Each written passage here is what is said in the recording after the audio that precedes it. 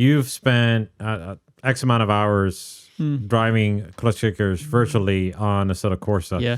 And this was your first time driving this track. What was different? What was the same? And what was your takeaway from that experience? It is crazy how much different it is, yet very similar.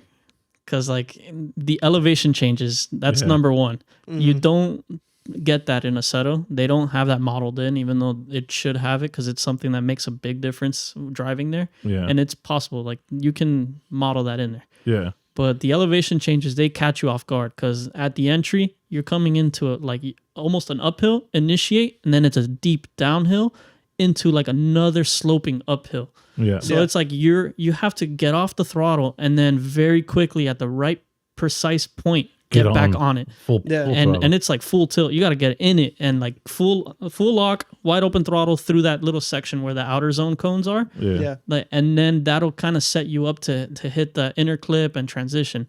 But it's crazy like how precise you have to be there. Like it took me a while in practice. I overshot it a few times and went off. It's like a long dip, and then like right at the bottom, it starts loading up. So you got to get on it. And then the rest of the track is pretty close because it's kind of flat, but it's just the markers of the cones and the transitioning points.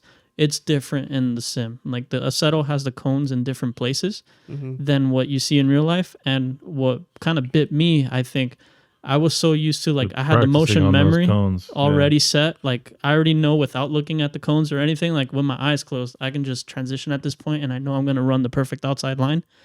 But in real life, that wasn't the case because the cones were in different places. There was like weird bumps that like different sensations. Like it didn't feel the same as the sim. Yeah. The width of the track felt a little bit wider, and well, actually no, it felt a little tighter in real life than what it feels like in the sim. Wow. So that's where it kind of threw me off a little bit because I was missing some of the outer zones, like the entry point where the cone begins. I was overshooting that cone a little bit and then filling the outer zone after that cone that you're supposed to start it at. Yeah. Other than that, like the sim, it helped a lot. Like it made a huge difference. Like if I would have gone in there without the sim, I would not have done anywhere near as good as I did that day.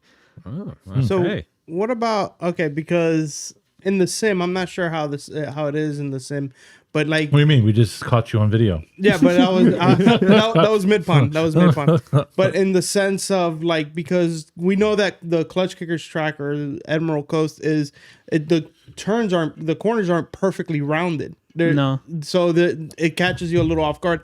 Is that the same in the sim, or are they perfectly rounded? No. So that's another thing that'll catch you a little bit. Because like you can't stay on throttle through the outer zone. Like in the sim, you can just smash it and you just kind of coast through the turn, staying wide. Yeah. In real life, you have to modulate the throttle a little bit. You can't really like just stay in it because it's not a perfect radius. So you have to adjust for the where you are on the track. Yeah. To like push the car a little bit forward or stay on it, and it'll push you a little bit wider.